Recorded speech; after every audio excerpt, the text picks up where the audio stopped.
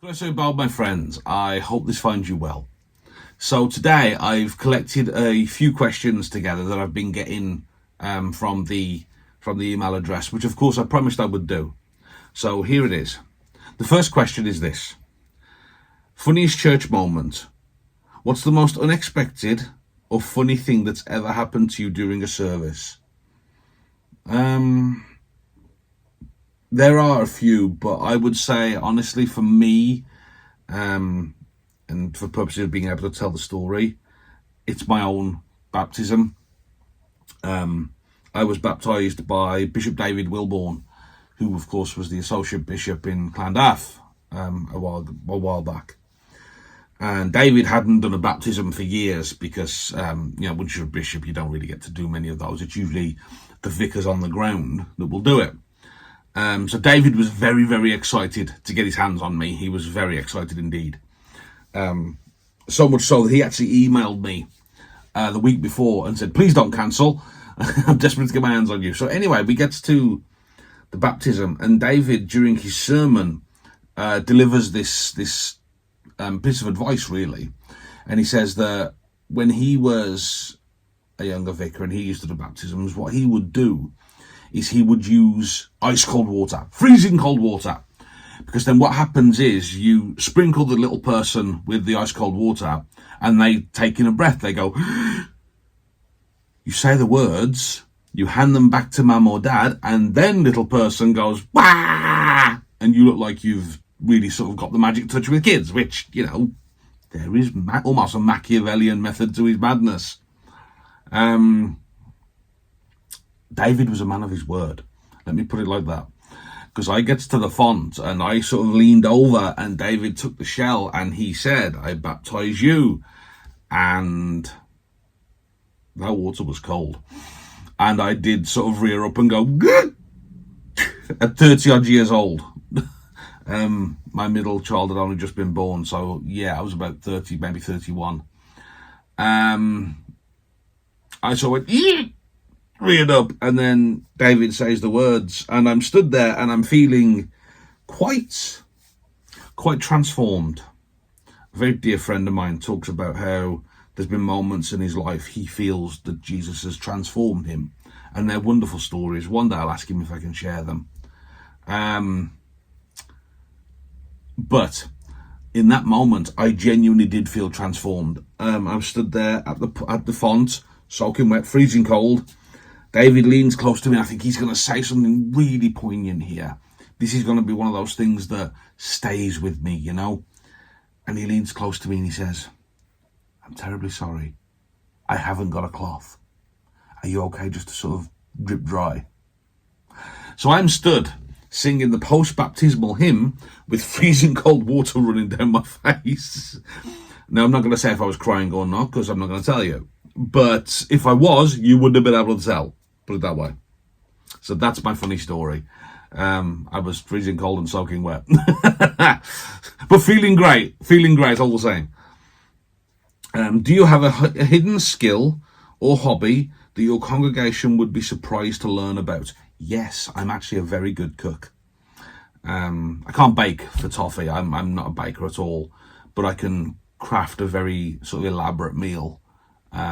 So yeah, I'm a very good cook, and I do think my congregations would be a wee bit surprised to find that out. I think, well, I don't know. I mean, some of them might subscribe here. If you are one of my congregations and you subscribe here, let me know if that surprises you. I am actually quite a good cook, though. A desert island book beside the Bible. Damn, they had me. If you could only bring one book with you, what would it be and why? I love pulpy sci-fi and trashy horror. I know. I remember reading The Chrysalids when I was a kid, and it absolutely stuck with me, by John Wyndham. It stuck with me. That is a shout. I also love things like Dean Koontz and Stephen King. I'm going to actually give a bit of a cop-out answer because they didn't play fair by telling me I couldn't have the Bible.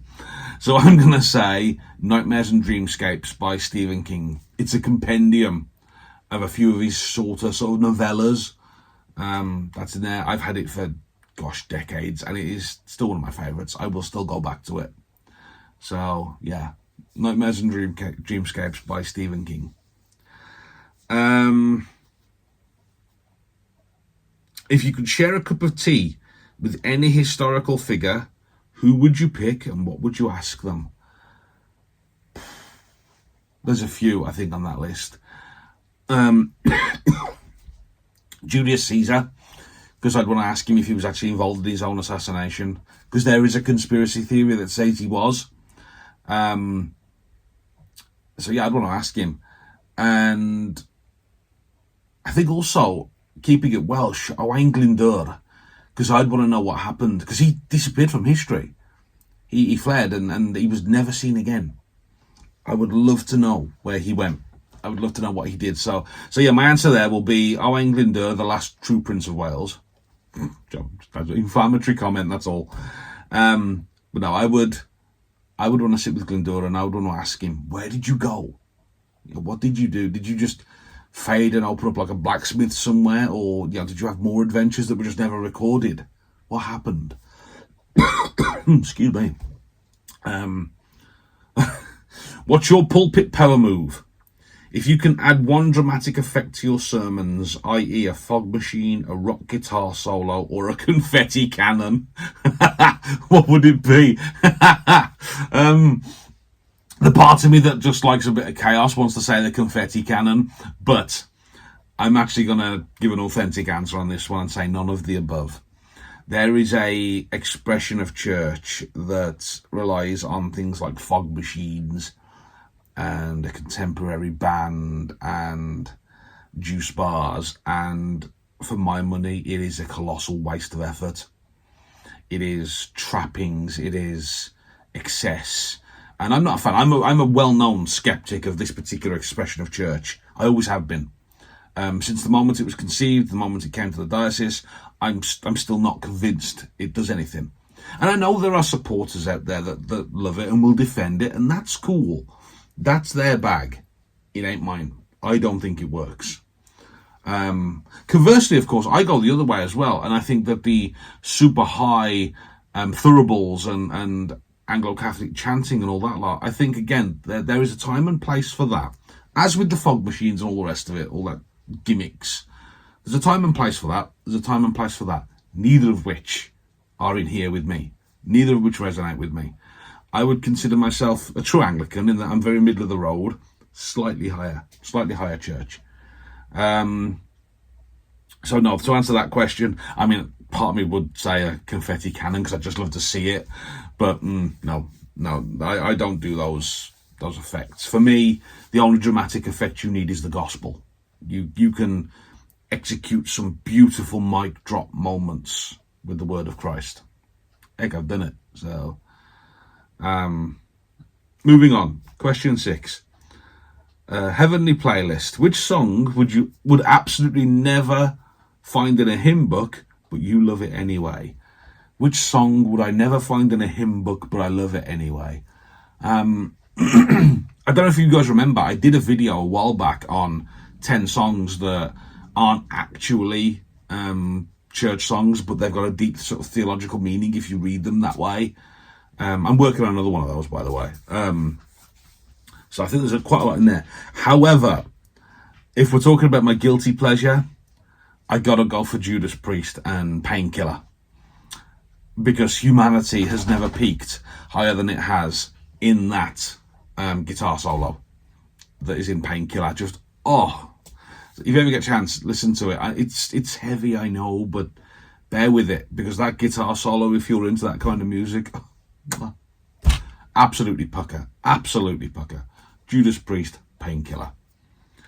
And finally, question 7. If you were a superhero vicar, what would your superpower and your catchphrase be? Ooh, good shout. I mean, I am a superhero vicar. I'm the Viking vicar.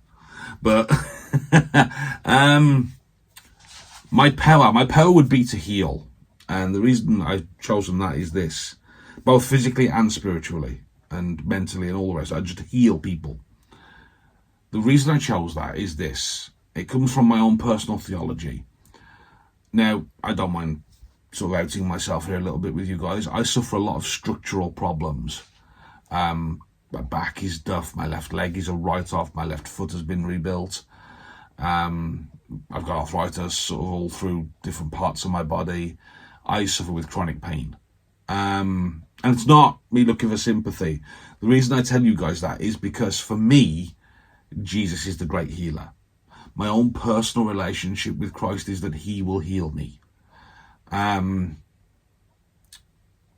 that he also gave me the wherewithal, the wisdom to accept this chronic pain for what it is. You know, and this is a whole separate video, so I'm not going to go into it too much. I will absolutely talk to you guys about this at a different point. But what I would say is that for me, Jesus is the great healer.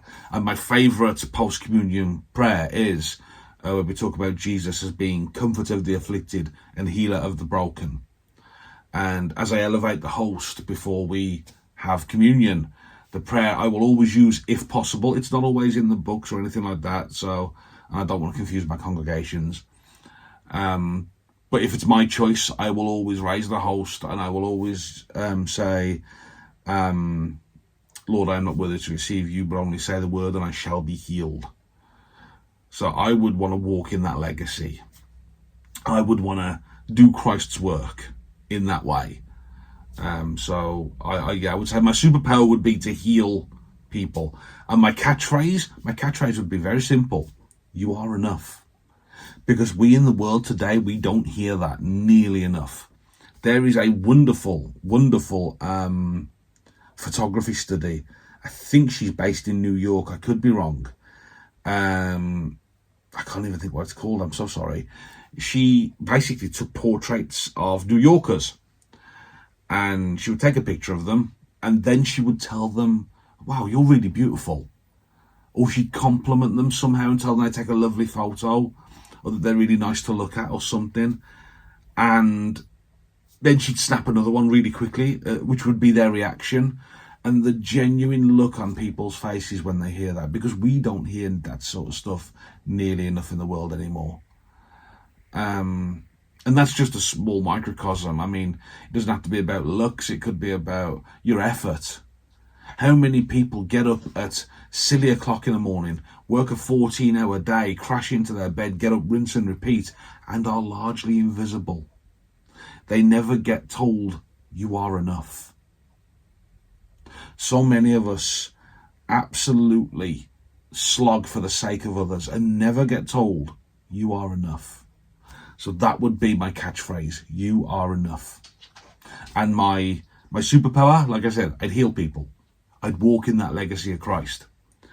That's all the questions that I have right now, guys. There was 10, but I took 3 out because they were kind of the same.